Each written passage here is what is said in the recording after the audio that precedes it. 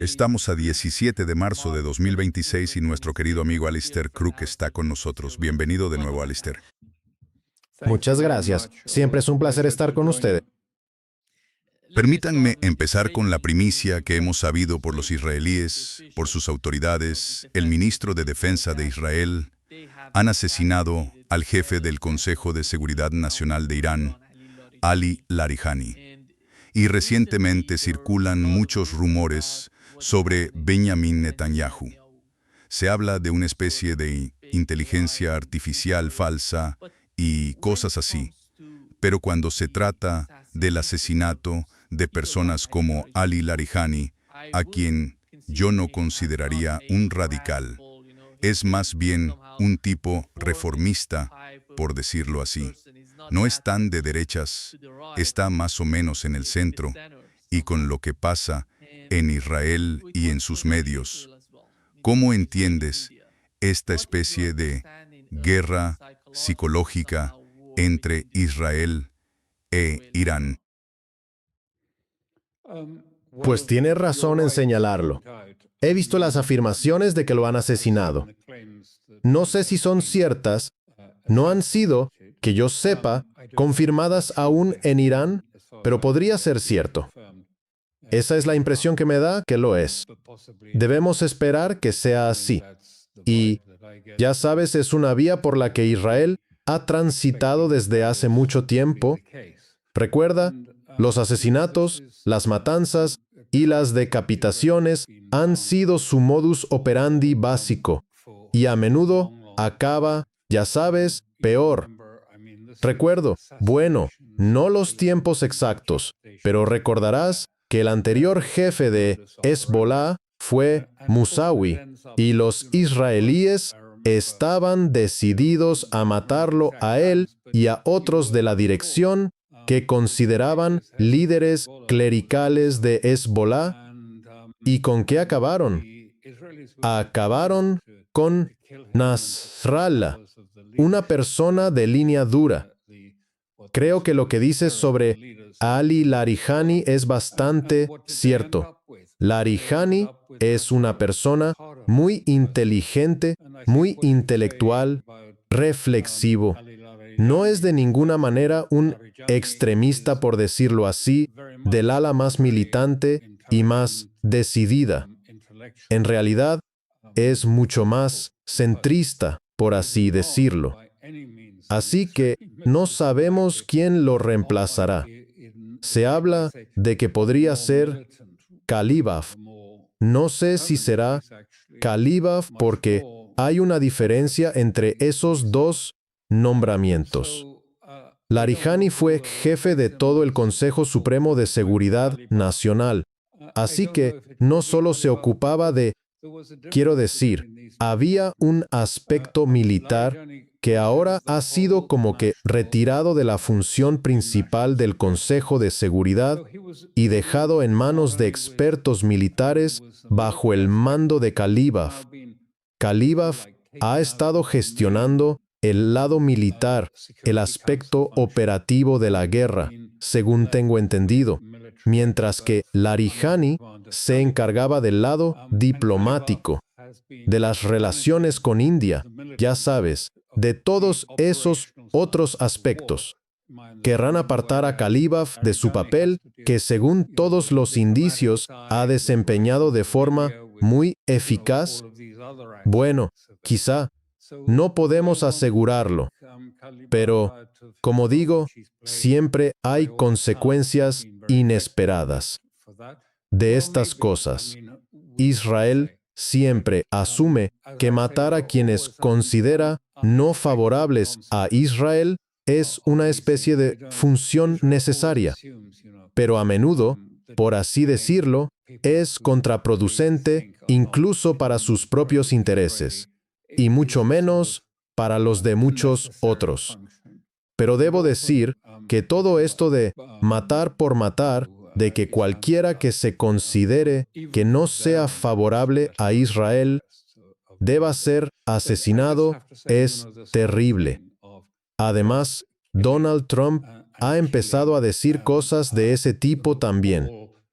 Espera, lausinis es si el das pie es te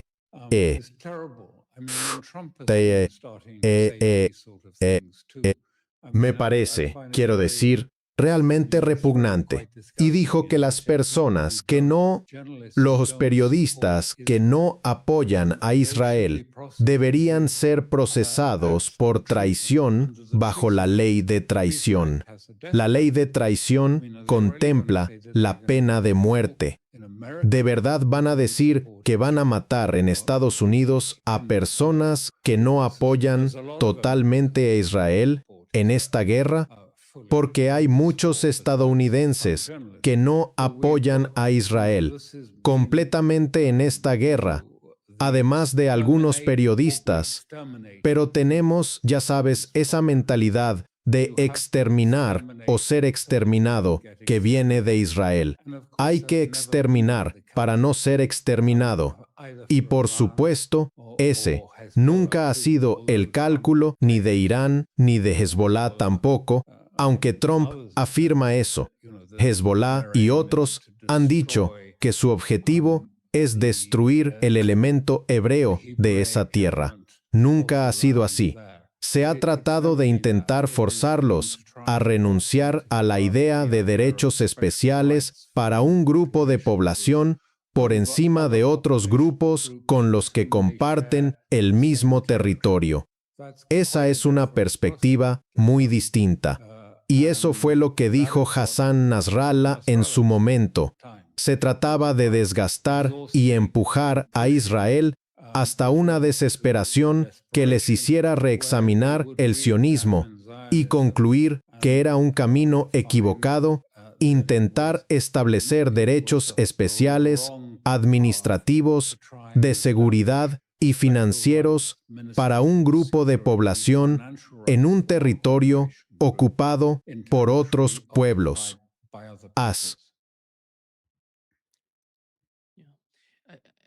¿Cómo ve la situación en torno a Netanyahu? ¿Cuál es su interpretación de la situación actual? No hemos visto a Netanyahu en las dos últimas sesiones informativas de seguridad en Israel. ¿Cómo se explica eso? Pues no podemos. Simplemente no lo sabemos. Ha habido una especie de tsunami de vídeos claramente generados por inteligencia artificial.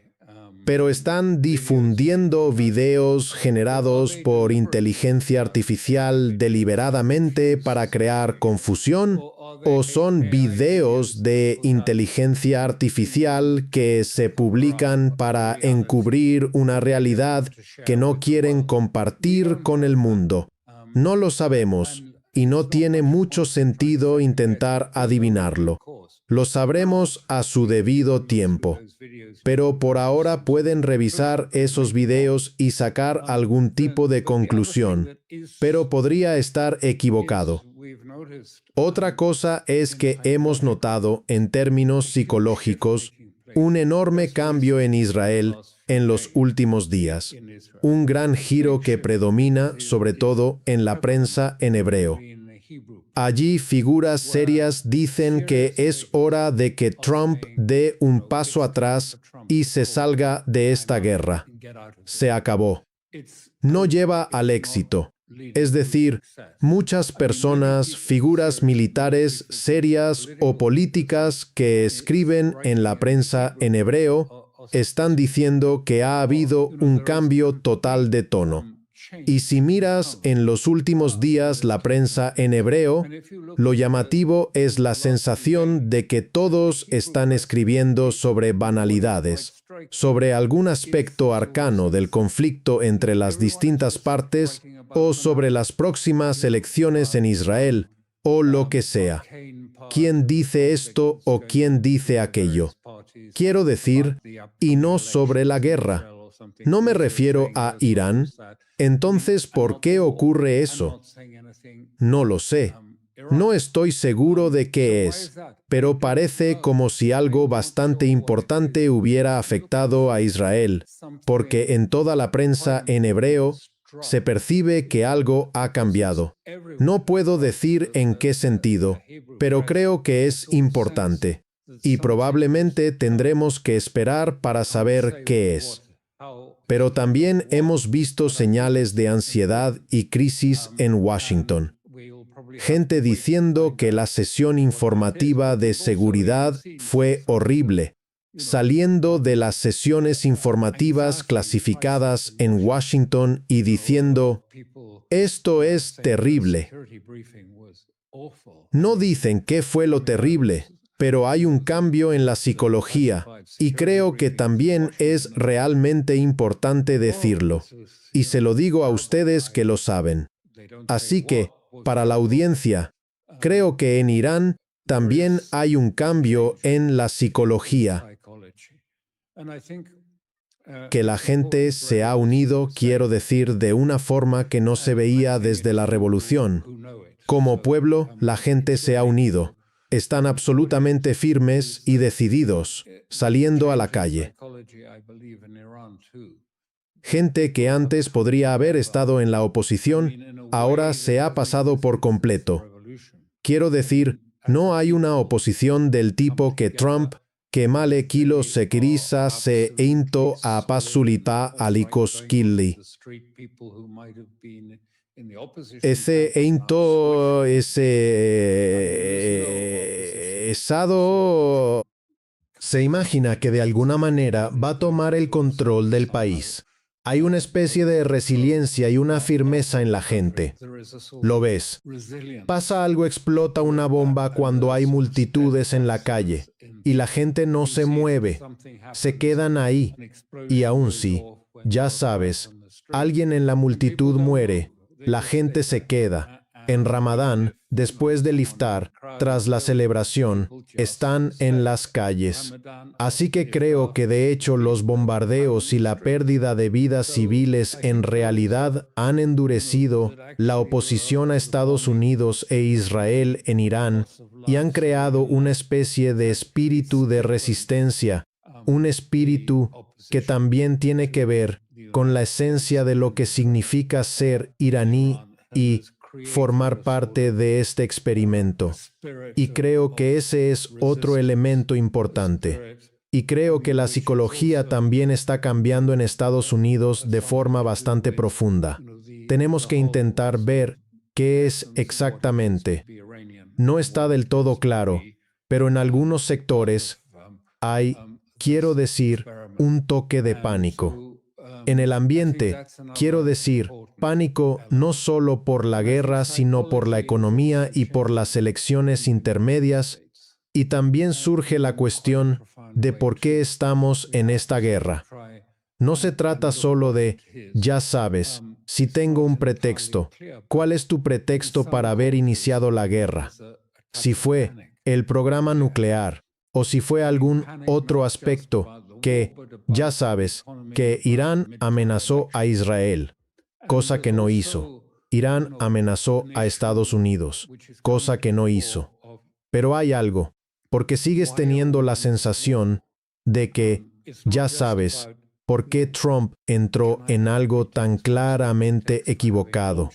Quiero decir, tan evidentemente estúpido meterse en esta guerra cuando, ya sabes, normalmente tiene bastante buen instinto político y, ya sabes, está dejando a muchos estadounidenses, creo, y se les escucha decirlo con la sensación de que hay algo oculto aquí en esta ecuación, algo, una estructura de poder, algo capaz de forzar y atrapar a la gente en conductas que de otra manera no tomarían.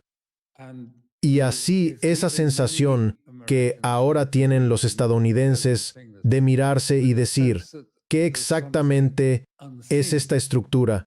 ¿A qué equivale? ¿Y quién la controla?